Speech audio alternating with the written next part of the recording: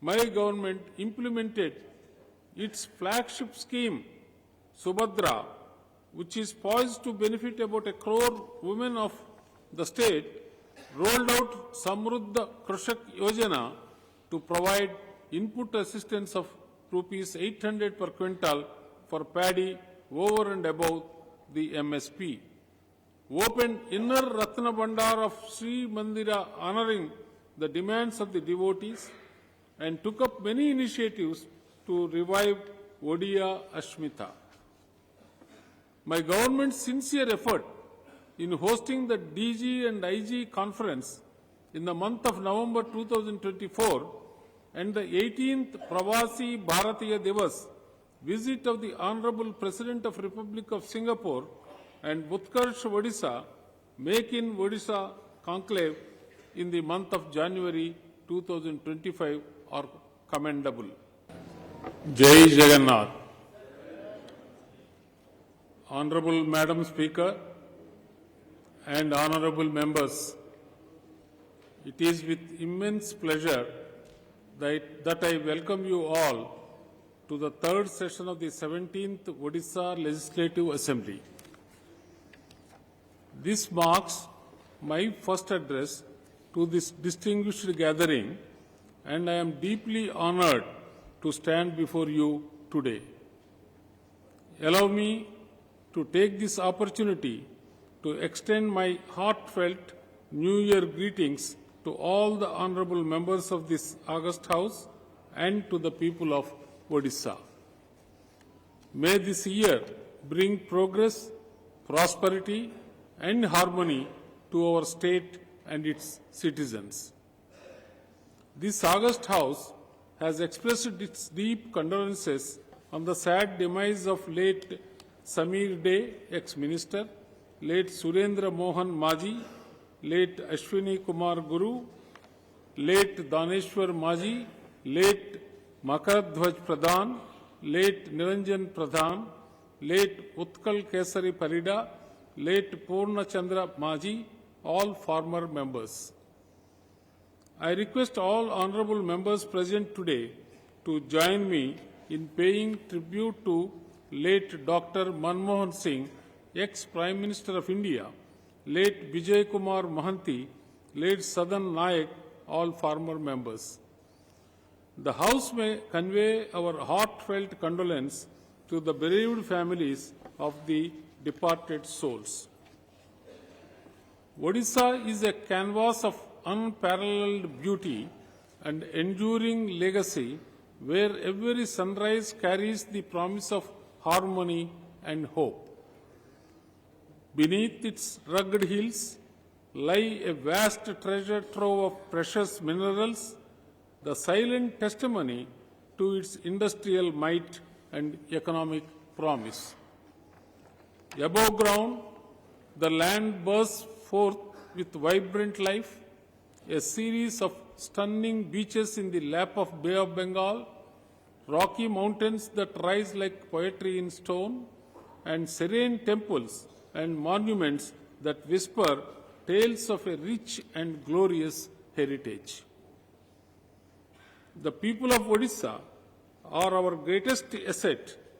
Our artisans weave magic on stones and textiles. Our farmers sculpt life from the earth.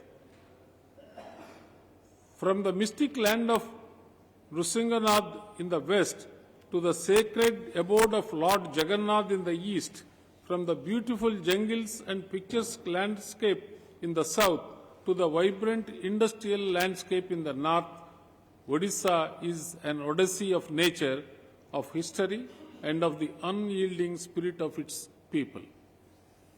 Despite its glorious past, as a thriving center of overseas trade, rich mineral reserves, and abundant human resources, for many years post-independence, Odisha struggled to fulfill its immense potential.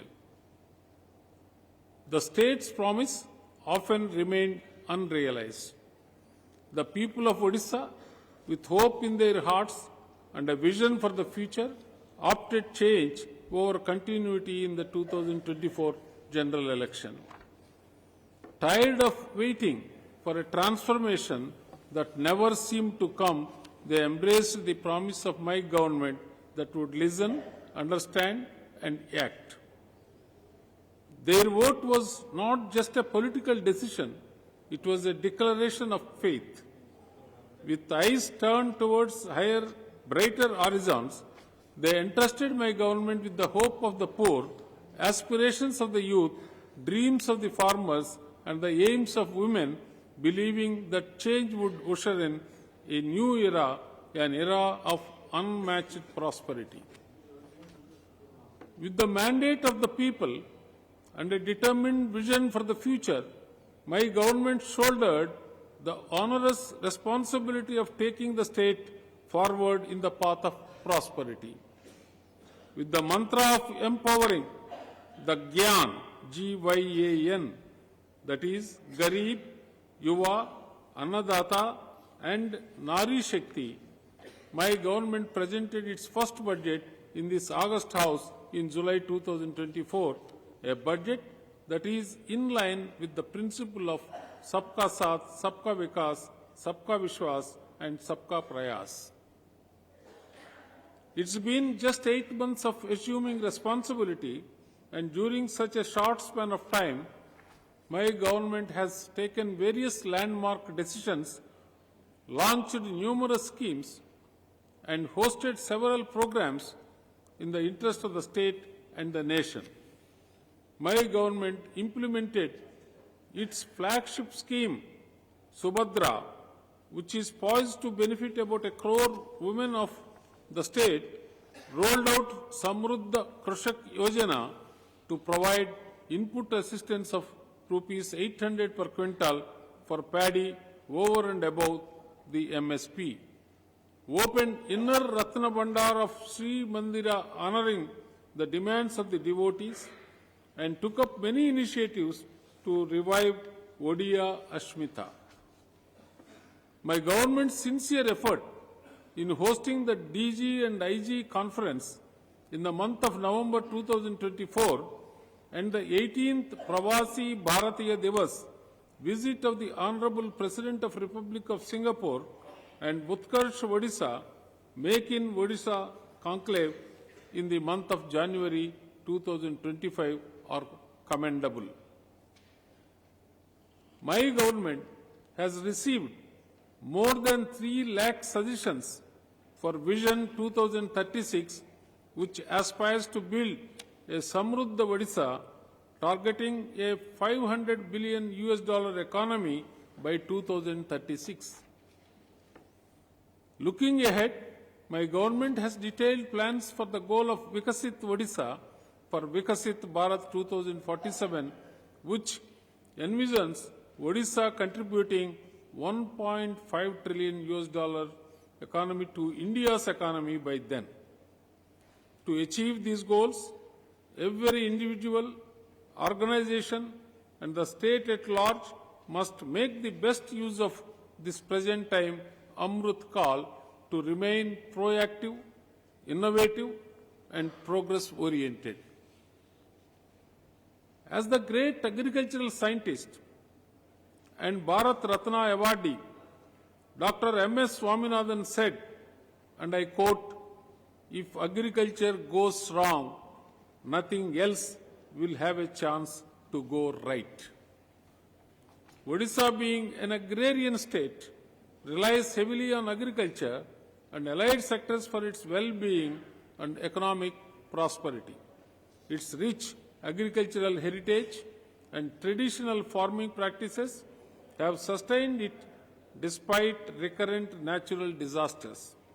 Committed to advancing the sector, my government is prioritizing food, nutrition and income security for our farming population, the backbone of economic growth.